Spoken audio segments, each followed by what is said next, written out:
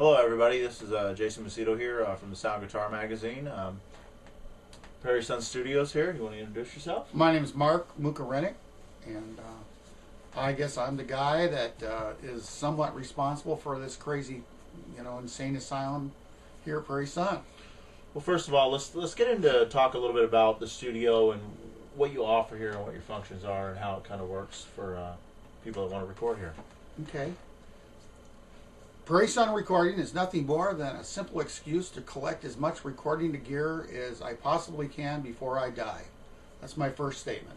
Okay. My second statement is Prairie Sun is a 12-acre complex with,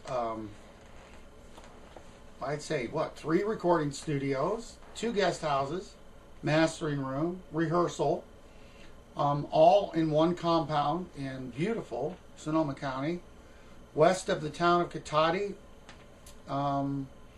And it's just a great place to come and do your basic tracks, do your overdubs, do your mix, do your mastering. Sure. What they call turnkey, which means you take the key, you stick it in a place, you turn it to the right, you open the door, and everything's there. So it's a turnkey facility.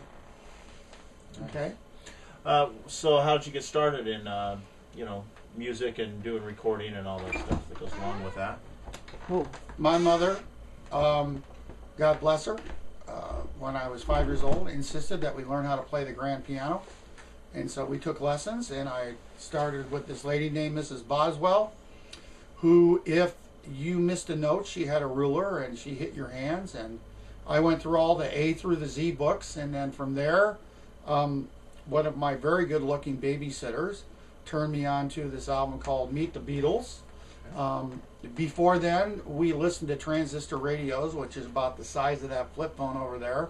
And my brother and I would listen to WLS in Chicago, Illinois, which is very close, about 3 hours from my little farm town. And we listened to Elvis Presley and anything else they would play us. And so as soon as we can, we formed our local rock band. And that was the beginning of my career as a bassist, guitar player, singer in our band. And that was the beginning of my musical career. Mm-hmm. And then, of course, I played in the high school band. I played in the grade school band. In the middle of that, they sent me to a military school called Roosevelt Military Academy in Western Illinois. And I was the only one that had a guitar amplifier. I had a custom amplifier with 3 15-inch JBL D140 speakers and a head. Okay. And I would have never gotten in that band. I think I had an ES335 with PAF pickups, but of course back then that's all you got. And they said, well, we want you in our band because we want your amplifier. So literally I played electric guitar, pretending it was a bass guitar, and then the other 2 guitar players played. So all 3 of us plugged into this custom amp with a drummer. We were called the Krauts. And this is the military school band. Came back to Illinois, finished, graduated from high school, went to college in the Midwest. I actually went to 6 colleges. I flunked out of every one of them because I knew when I was 10 years old that I wanted to own and operate a recording studio, which is no kidding. I would go out of my dad's garage, sub-zero temperatures, and I would just dream and fantasize. I'm going, someday you're going to get out of this small farm town. Someday you're going to be somebody. I still haven't been somebody yet, but I did get out of the small farm town. Yeah. So, and then I basically, after graduating, and not graduating, but flunking out of the 6 colleges, my dad finally gave up. He gave me a little seed money. I ended up here in Sonoma County, California, and he gave me just enough money for an analog tape machine, 1-inch, 8-track, and a really shitty mixing board, 1 microphone. I started recording bands and friends from the college, which Sonoma State, which is here. And then in 1980, I guess I'd kind of made a name for myself slowly from 76 to 80. And basically I had been given the offer to come here to this 10-acre estate. Oh, nice. Here out in western, Sonoma County. Yeah. And we met Mike Varney in 1983 Wow. to do a cinema Wow. record, which is his first band, which was basically a Marin County band. And so that is kind of a real fast forward into how I got started working with Michael. And kind of what my original place, Guitati, though, just to make note, we called it Prairie Dump Studios. If you can imagine, there was a dirt road right off the main highway, and the railroad tracks were literally 200 feet away from the house. That's when we had railroad running through the middle of the county here. And so the reason we called it Tobacco Road was it was just a dump. It was a slumlord house, and I cut a big hole in one of the bedroom walls, and I put curtains over it, and then I blackmailed my landlord because he literally had pipes that came out of the kitchen sink and just emptied into the backyard. And in the ceilings were all cobbled together with all these different pieces of framing. And if you would have shook that house good, it had just fallen down. Okay. Wow. So I cut a hole in his wall, put a control room in, had a pretty big living room, and just started tracking, started recording. Got to work with a wonderful guy by the name of Norton Buffalo, who just left us. He just died last year. I worked with Mark Isham, who is a very famous film composer now, and all kinds of engineers from in and around the Bay Area. Very cheap. I think my first studio rate was $7 an hour. Wow. And I literally put a little shitty flyer together put it up on the wall in Sonoma State. So Prairie Dump was a lot of fun. But what we did do, which is I think the most interesting thing about that, was we took a roll of 2-inch tape. And we pulled it off the reel. And have you ever seen 2,500 feet of 2-inch tape on the loose? No. Okay, well, we took these cement blocks. We went out to the edge of the road at Tobacco Road. And we put a bunch of cement blocks down. And so this looked like a multi-headed hydra. These tapes are just flying in the wind. And I mean, we're talking within 20 feet of where this cement blocks are, okay? And so that's why we call it Tobacco Road Studios. And so if they say, well, how do I get to your studio? I just say, you'll know where it is. You know, because here was this 2-inch tape. So, Wow. Long story short. Okay. Obviously, Mike Varney came into your life. Do you have any highlight moments with him, working with him? Non-stop. Every album, every project. We started working with cinema, and then we immediately started working with a band from up in Seattle, Wild Dogs. Okay. Right, with Matt. It was a really cool band, and who, by the way, had this young boy who played his own handmade drums by the name of Dean Castronova. Wow. I think he was 14 when he got here, and so we did Wild Dogs, and Mike was basically developing his label and his thing, and then he brought this guy from Sweden. Right, so this guy from Sweden shows up with a, yellowed Fender Stratocaster with scallop frets, and I think his name was Yngve Malmsteen. And so he showed up with Ronnie Keel and this other gentleman on bass. I think his last name was Fox. I can't quite remember. And it was called Steeler.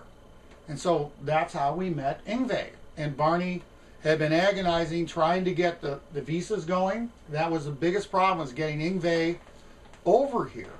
So if I could continue about the Varney story, his start is that he was a very smart guy, graduated from a college down in Marin County here. He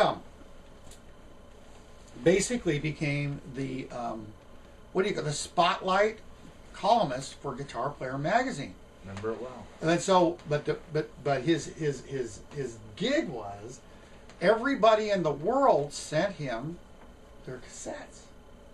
And as he would get the cassettes from all these guitar players all over the world, he'd have a crew just listening to him nonstop. And they go, listen to this guy, listen to this guy. And then Mike Varney would hook up and he would sign him to his label. And so that's how Mike Varney met. Well, I mean, we're talking Richie Kotzen. We're talking Firkins, Racer X. I mean, it just goes on and on and on. So that's how Mike did his A&R. Wow. you know, by doing these spotlight columns, right? You know, it's really an interesting thing. Since we just did a feature on Firkins in the magazine, and we're doing multiple things with Michael, do you have like a favorite Michael story you can share with us? Michael Firkins came into town from Omaha, Nebraska. I don't know a lot, but I just intuitively feel guitar players and Michael Firkins. I've been listening to a lot of Jeff Beck at that time. That one he had Frank Zappa's drummer at the time in his band, and it was that one song with all the crazy. It was that album that Beck had just put out with all the crazy car sounds, robot sounds with the pedals and everything. I want to say it's Guitar Shop, if I'm wrong. Yeah, it's Guitar Shop. Yeah, it's Guitar Shop. Yeah. Okay. So, and then somebody said to me, you know, Jeff Beck, he doesn't play with a pick. He plays with his fingers. Yeah. And I go, oh my God, you've got to be kidding me. And so all of a sudden, this guy from Omaha shows up, and he doesn't play with his fingers, but he sounds like he's playing slide guitar all the time, but there's no slide. I'm like, how in the world does he? I mean, that's the first thing I got. Yeah. Truly a unique talent, a really unique tone. I mean, the tone, like, what? How did you do that? Yeah. And then Mike came in and did his first record here, produced by Mr. Varney, Mr. Firkins, and from then on, you know, and there's just a classic one right there. And I think that really he is. What I like are the guitar players that have a unique sound, tone, sound. Yeah. And we could actually move right on to two guys that have very interesting tones, or in the same band, which was Cacophony, which was Marty and Jason. So here you go. You got both of these guys in here, identical guitars, identical guitar amplifiers, and they're both, you know, in the studio. And I had the honor of working with them both on solo projects and as a duo. And you would listen to Marty's tone and you would hear Marty play. And then with the same exact rig, Jason would play. Radically different sound. And I'm not saying it's better or worse, but Jason's tone was much warmer. Full body, had more richness.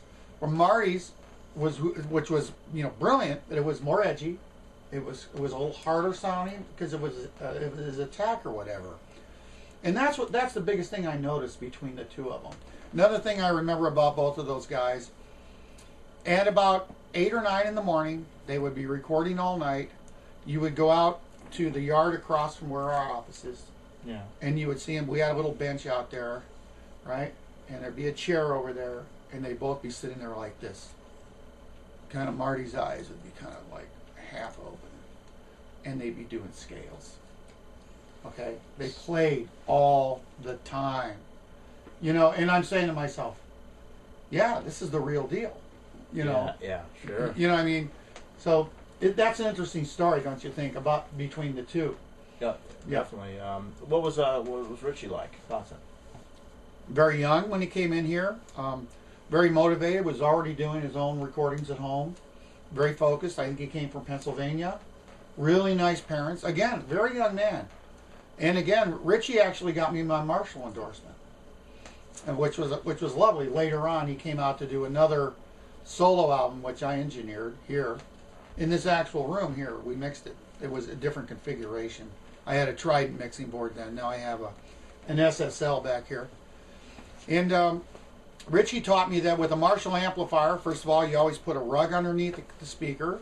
Second of all, you stay away from the presence pots completely. You go to your bass, roll your mid-range out completely in your treble, and then depending on how fat or not you wanted it, you would just contour your bass to get your clarity or not. Taught me about the proper way to, you know, set up your gain stages, your master volume. And to this day, we've got the same head and the same bottom, and this is the '80s.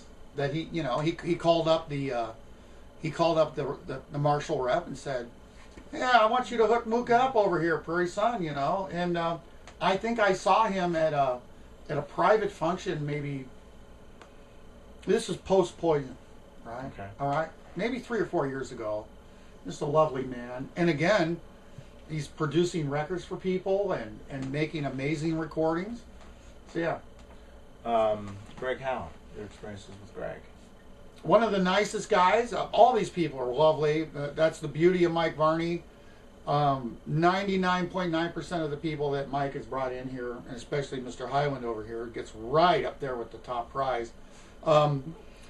Really lovely people. Greg Howe and his brother and his team. Again, they're from Al Howe. Yeah. Al was an amazing singer in my opinion. They're from Eastern Pennsylvania, and local hometown boys from there. They had their team. And he got me a Fender endorsement with his signature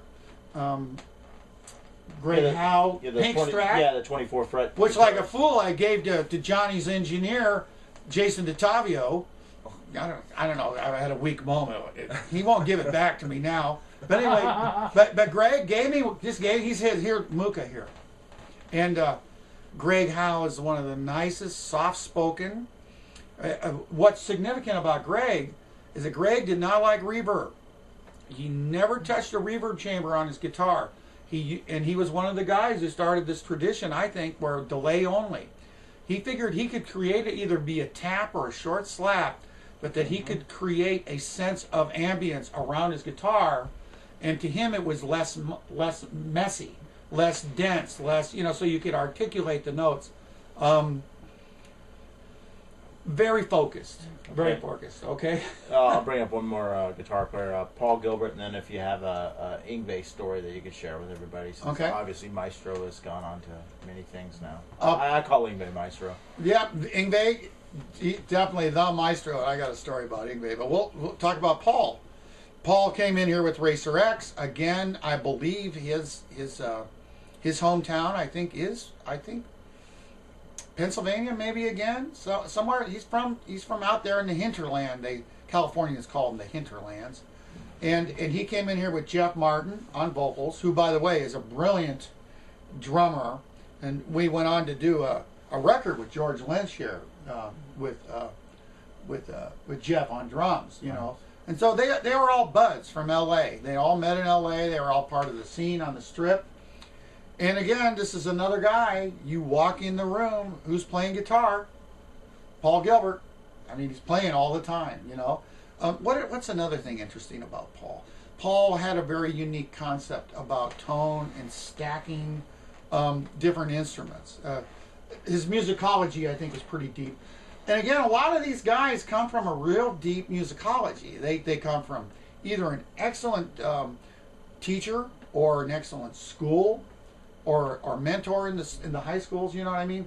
Yeah. Just like you, and these guys come, well focused on their musicology. I mean, the guys that we're talking about have influenced, so many people, like even Johnny, me, and several other people. And, it's just, I think for the readers of the sound, this is a real treat to hear some of the stories that this probably never even been revealed and that they wouldn't know.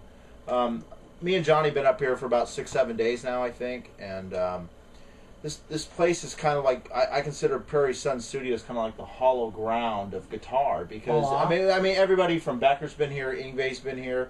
Now let's go back and talk about how the bands from the Bay Area. I grew up here in the Bay Area. I moved in '94. I spent most of my life in California. I grew up with Testament, Forbidden, all those guys, and obviously Testament's even did their first demo here, correct? They did. A guy named Alexis Olson, that's his name, who is a 16, 17-year-old kid from Berkeley, grew up with the guys in what was called Legacy. Yeah. And so they came up here and did a real quick demo. I think I even engineered it.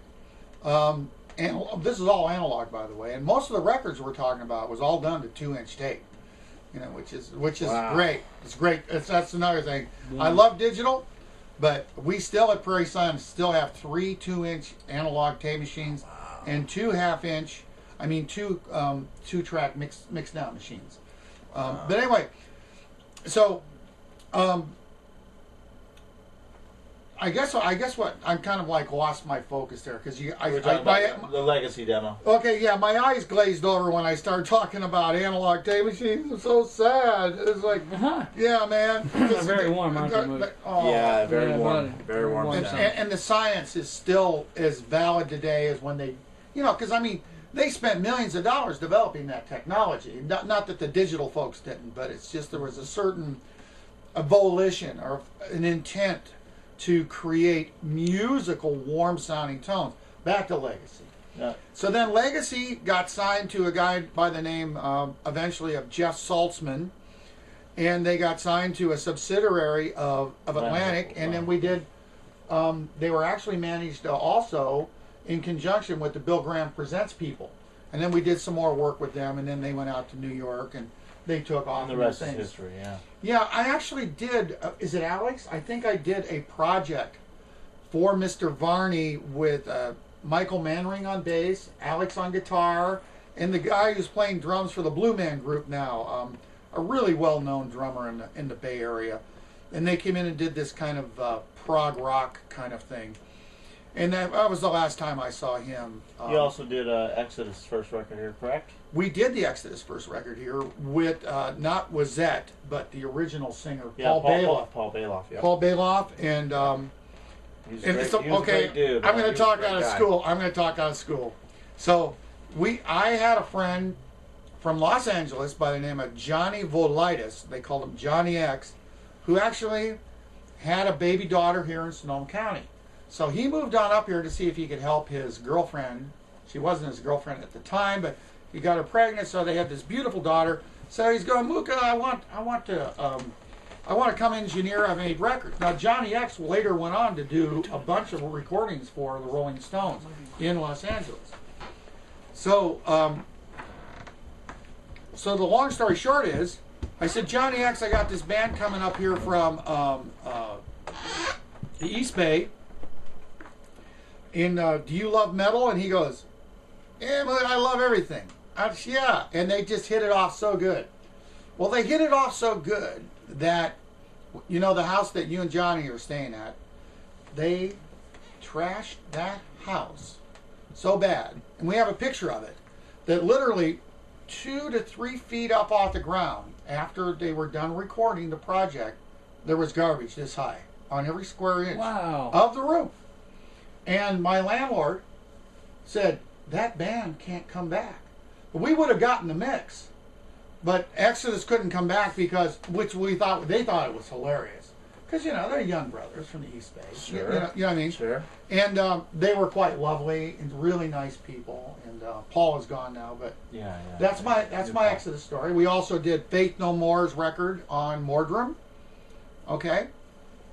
And it looks like we're just about out of time, but I could talk forever. So you wanted to ask one last question? Hey, Jason, let me sneak in here if I Yeah, may. yeah, Just go ahead. 1 second.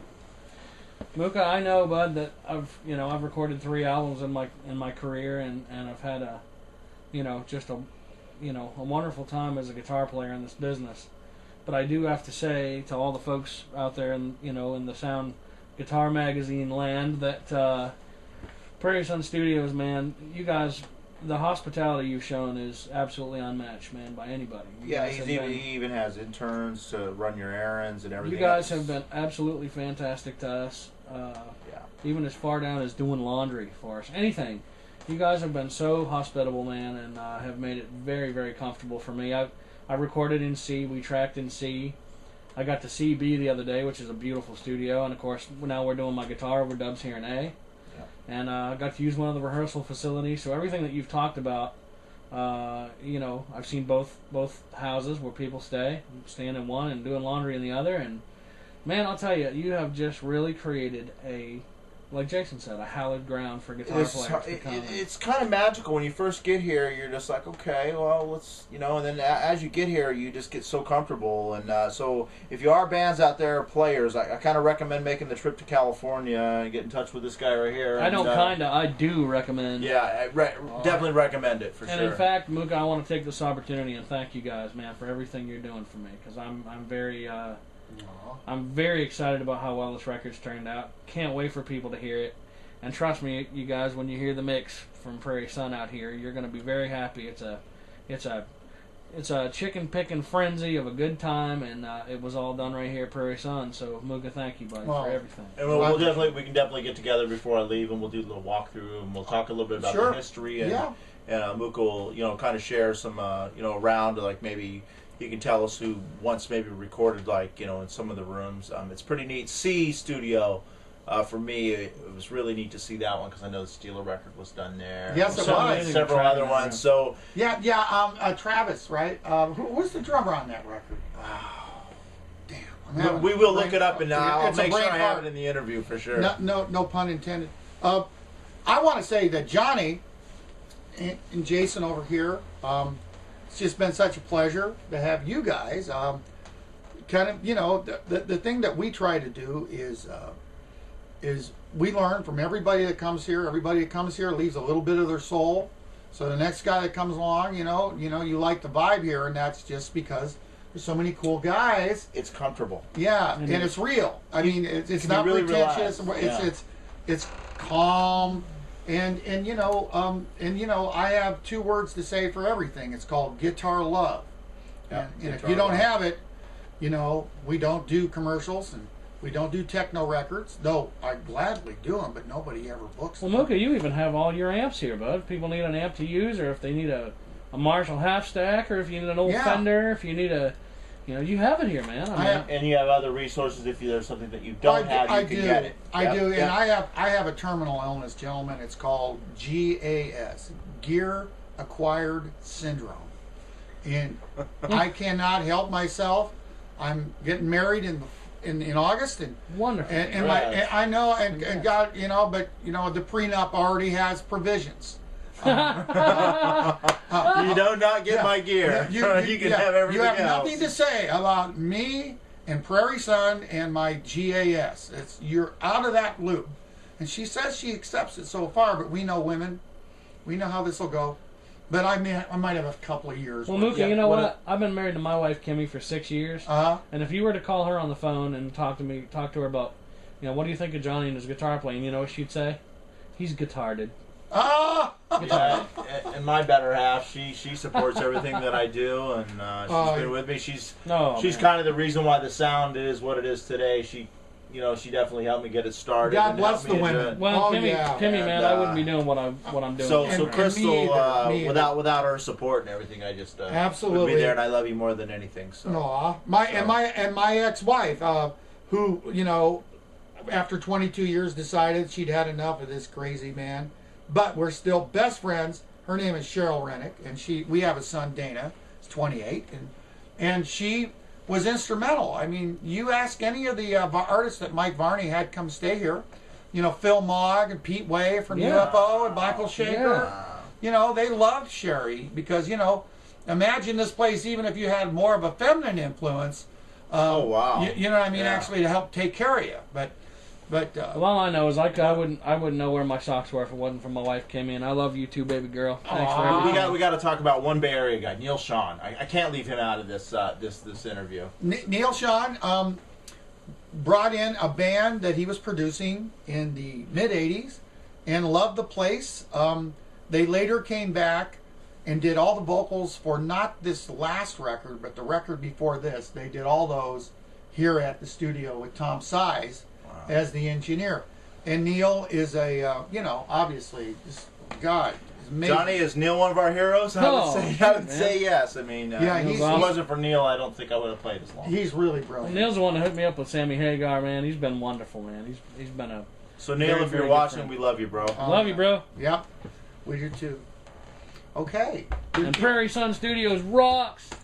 What about Yngwie Malmsteen? What's your story? Okay, close the door. So Yngwie Malmsteen, right? He had a stretch from his first finger to his little finger that I had never seen on a human being.